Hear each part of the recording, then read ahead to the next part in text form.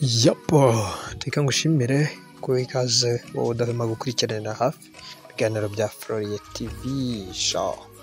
Waba uri mu mahanga, waba uri mu Rwanda, mu munsi w'agatangaza w'ibyishimo ku bakunzi ndetse n'abafana ba Prince Kid, aho Prince Kid yarekuwe n'urukiko rwisumbuye rwa Nyarugenge ruherereye i Nyamirambo, rukaba rwemeje ko rwasanze ari umwere, nta cyaha na kimwe kimuhama mu byo yashinjwaga, birimo kuba yaragerageje gukora ibyaha byishimisha mubiri, byose yabaye umwere.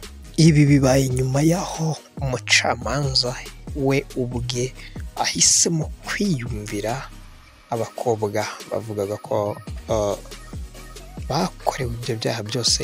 Benshi muri bo bitatu bya kane bakavuga ngo uyu muhungu ararengana, naho undi umwe yagize ati ibyo navuze nta kindi narenzaho.